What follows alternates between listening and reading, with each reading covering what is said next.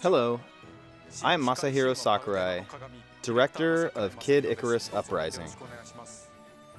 This may be a bit sudden, but I'd like to start by introducing the game's multiplayer modes.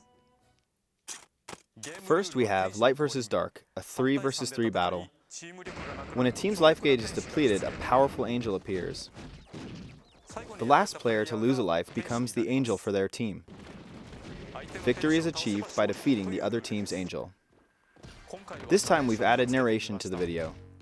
The battle you're about to see plays out in a flurry of offense and defense like Smash Brothers. Okay, roll the tape. Let's introduce the teams in today's Light vs. Dark match. The Light team features Beam Claws, Fairy Orbitars, and a Twin Bellows Cannon.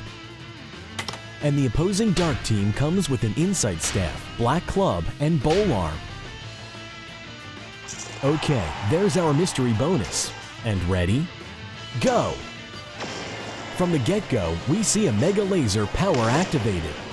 Both teams are now on the move. Notice the square cursor displayed on enemies? That indicates an enemy is within firing range. Here we see Black Club riding grind rails and firing giant steel balls. Both are unique to this map. It looks like Beam Claws is trying to get in close on the Bowl Arm. These particular Beam Claws have paralysis properties. And the Black Club has been turned to stone, but he takes advantage of the chaos and defeats Beam Claws. When you're defeated, the team's health diminishes according to the value of your weapon. Activating super speed, Fairy Orbitars quickly advances on the opponent.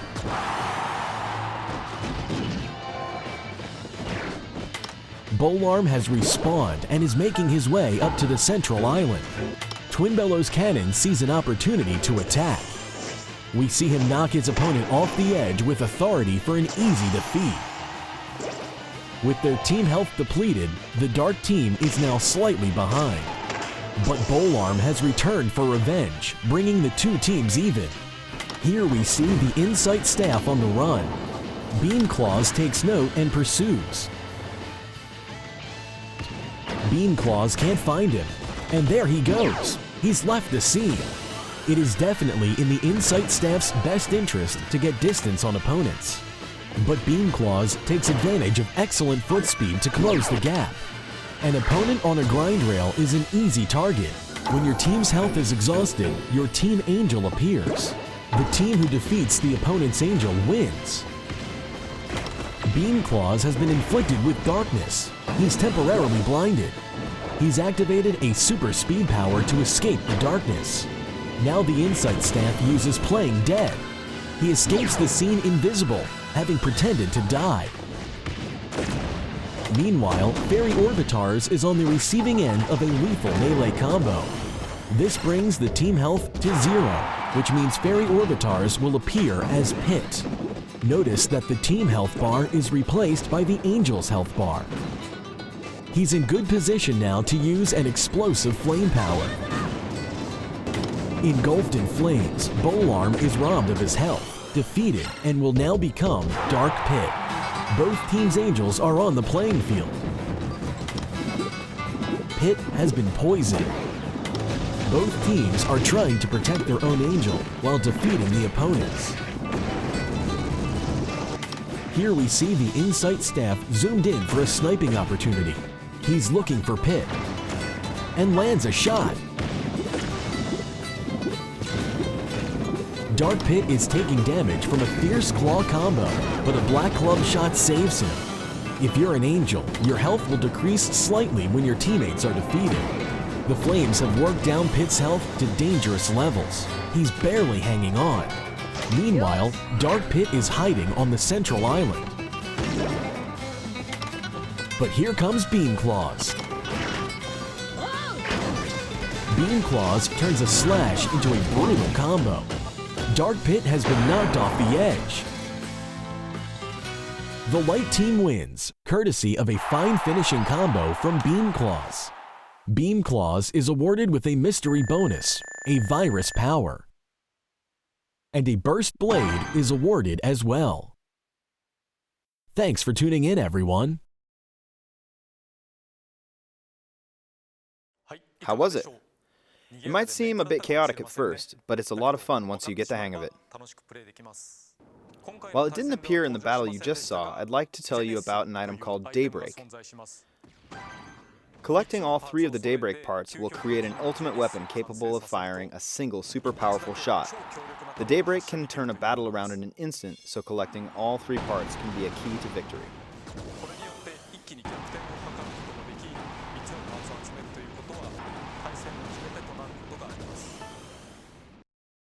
Multiplayer mode can also be played over the internet.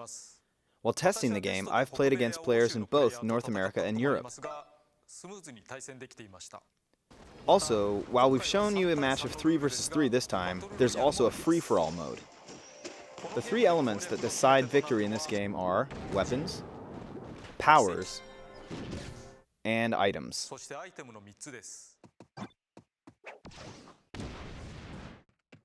Weapons in particular are so distinct, you could almost say each one is like a separate character. Not only is there a wide variety of weapons, but each one has its own unique strength and skills, in other words, its own set of unique abilities. For example, some have powerful forward dash attacks, while others have excellent homing ability. Each one is unique. You'll want to think carefully about which weapon will best help you outwit your enemies. Each weapon also has a particular value. The stronger the weapon, the higher its value. In multiplayer, the value of your weapon determines how much your team health gauge drops when you're defeated, so more powerful weapons aren't always the best choice. However, in single player, it is best to use a powerful weapon. As you clear levels in single player mode, you'll acquire a variety of weapons, but the power of these weapons will vary depending on the intensity you're playing at. Now I'll offer a brief explanation of single player mode. While Pit is an angel who can't fly, the power of flight grants him the ability for 5 minutes as he heads towards his next battleground. These are air battles. After that, he lands on the ground and heads towards the boss. These areas are land battles. Then comes the boss battle, when you take on the boss. These 3 battles combine to make a single chapter. Next, the Fiend's Cauldron is an extremely important element in Kid Icarus Uprising. Here, I'll play the game to show you. When you start a chapter, the more hearts, which function like currency, that you pile on, the more the intensity will rise. As it goes up, so does the intensity of your enemies, but also the rewards you can earn. For example, this is intensity 2.0. It's pretty laid back. You can defeat enemies one after another as they appear.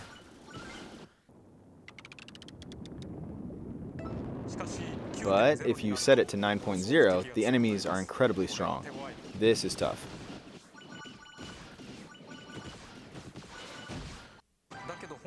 As you raise the intensity, the items you receive will be that much better. And you won't just get better weapons, you'll earn more hearts as well. But if you lose all your health, the Fiend's Cauldron tips over and some of your hearts will spill out.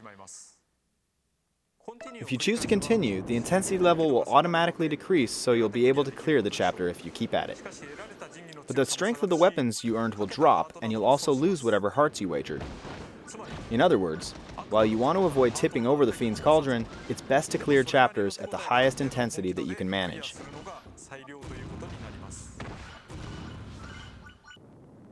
I recommend raising the intensity slowly, without taking on too much at once.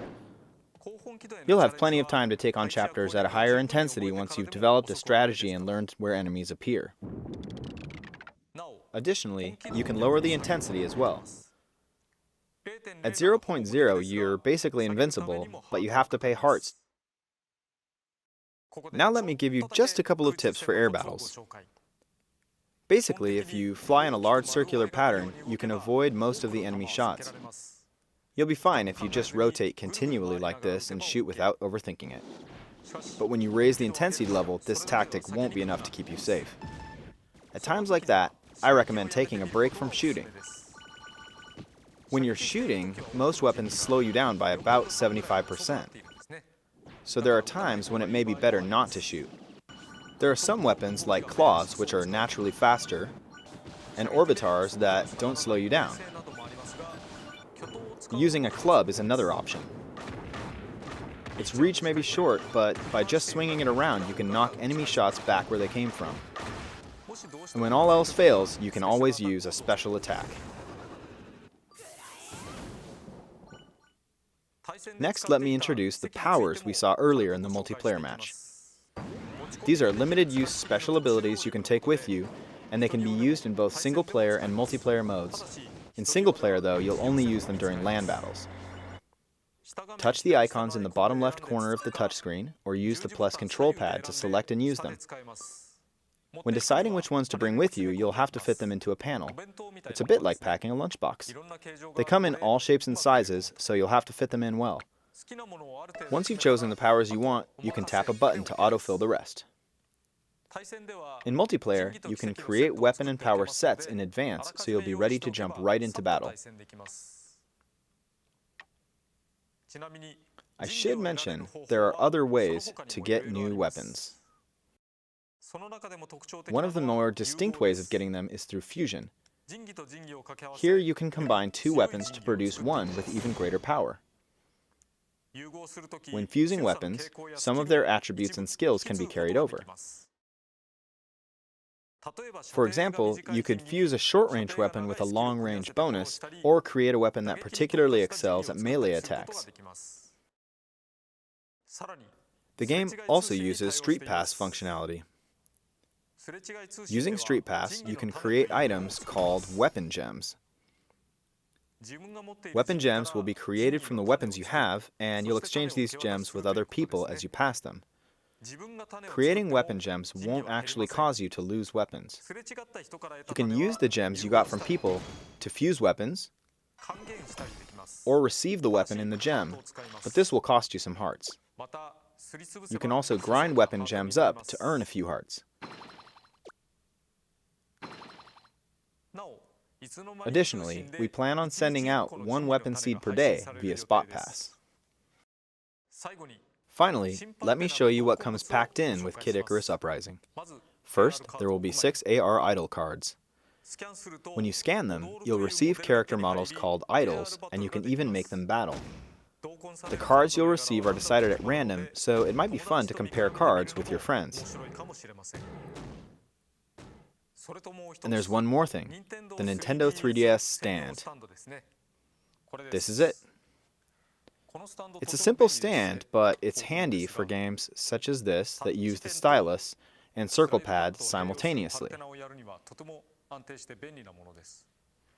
Of course, the stand also allows you to use only the stylus, or hold the system with both hands while keeping a clear 3D image. The stand can also be conveniently folded down, making it quite compact. You can, of course, play Kid Icarus Uprising like this, so choose the playstyle that works best for you. Also, I plan to explain more about the ideas behind multiplayer mode and the Fiend's Cauldron in Iwata Asks. The game launches March 23rd, and I hope you're looking forward to it. Thank you very much.